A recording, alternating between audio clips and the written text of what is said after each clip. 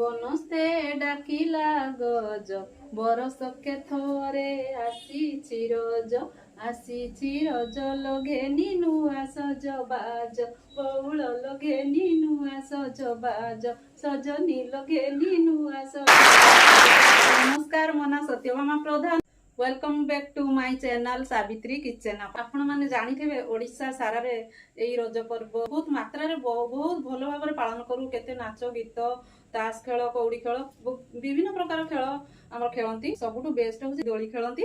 तो बसुमती माता माँ धरित्री माँ आमर रजशाला होइथिले।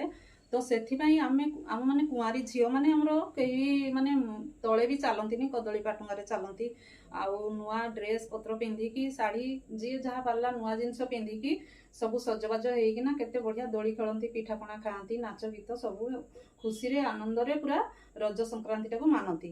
तो से मुझे टिके रज रे पोड़ पिठा देखी। तो चलतु नेक्स्ट मु देखी केमती पोड़ पिठा 500 ग्राम चाउल नहीं जाइए एटा आम पानी रे बतुरई दबा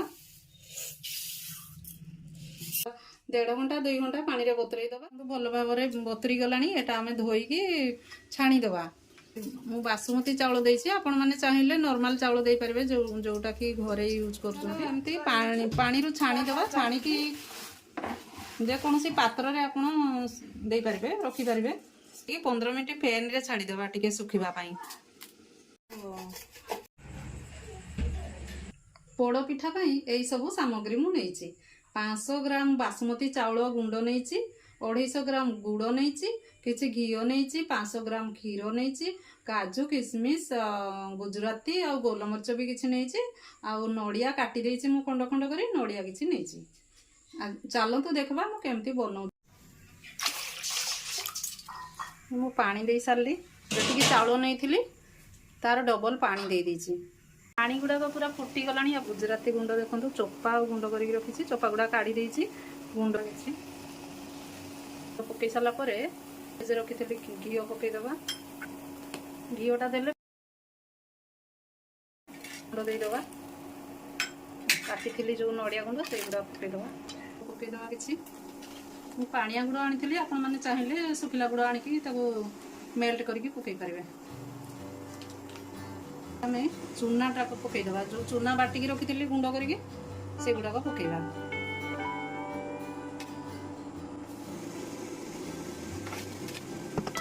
जेपर्यंत आम चूनाटा पूरा जंता हो जाइनी घांटे घांटे मेल्ट करके पूरा मिसीज चूनाटा। ये आम क्षीर देदबा क्षीर जो गरम कर रखी क्षीर देदबा एमती चलाउे सब बेले ना लगिज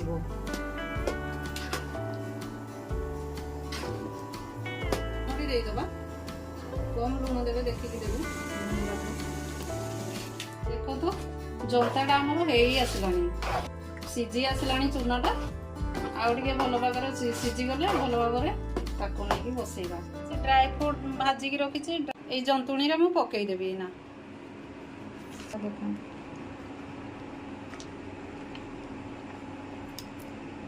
पकईके गुड़ा गोल दबा।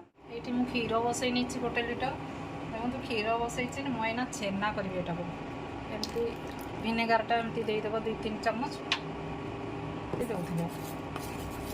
एबे केते बढ़िया छेना हो गला।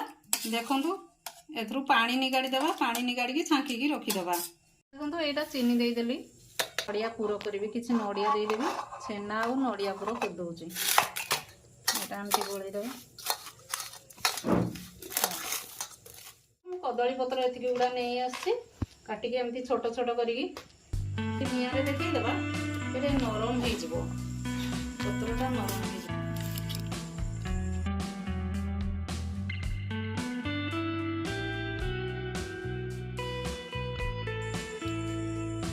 रखी खाली जंती की एठी देदेबा ए पत्र रे।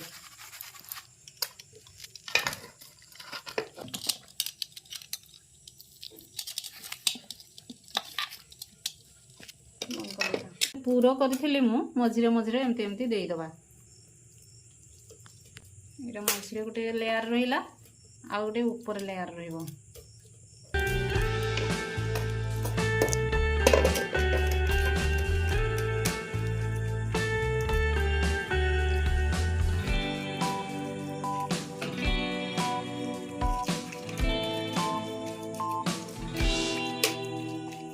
एमती एटा को साइज करना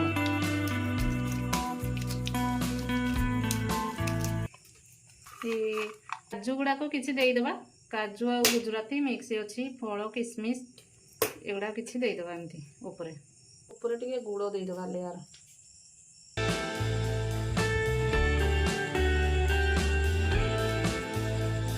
ये आम घीटा देदेबा यहाँ गुआ घी टे देती आ ऊपर देख आ ऊपर टे गुआ घी देदेबा हल्का बढ़िया बास्ना आसब आ टेस्टी लगब बहुत चुली ना बसैबा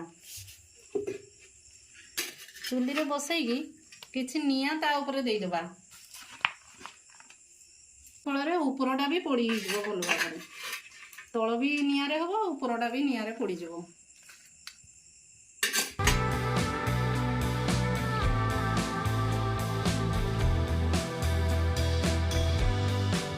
पोड़पिठा भल भाव पोड़ी हो आम एना ये पत्र गुड़ाक काढ़ा काढ़ी सब परिष्कार करके आम गोटे पात्र को रखा देखो पोड़पिठार केते बढ़िया पोड़ी पूरा आउ बहुत सुंदर देखा जाउची बढ़िया पोड़ी होती चारिपटू पूरा नरम होती माने बहुत टेस्टी देखा जाउची खाइले तो बढ़िया लगबो मते लागुची खाइ काटिले खाइले जना पड़िबो देखंतु केते बढ़िया पोड़ी होती टिके देखबा केमती लागुची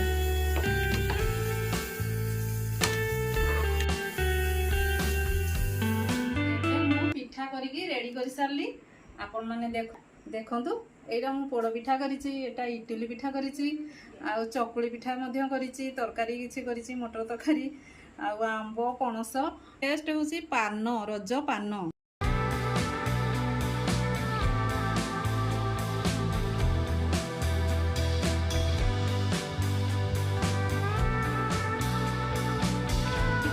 करिवे रजरे एई भलिया पिठा सब करिवे विभिन्न प्रकार पिठा करेंगे और रजरे एंजॉय करेंगे पिठापणा खाई पोड़ पिठा करी कलम करी चुली करी कारण आमर आगरे सब पुराणा माने पुराणा लोक मैंने सब करुले बुढ़ी माँ आई माँ सब पोड़ पिठा करुले एमती कलम चुली करुले तो से स्मृति को मन रखापी आउ थे मुझे पोड़ पिठा स्टाइल केमी लगला मत जनइबे बहुत बहुत मात्रा शेयर करेंगे आ लाइक करेंगे सब्सक्राइब करेंगे आ मो गीत केमती लगिला बाथरूम सिंगर तो कमेंट करके निहाती जनइबे।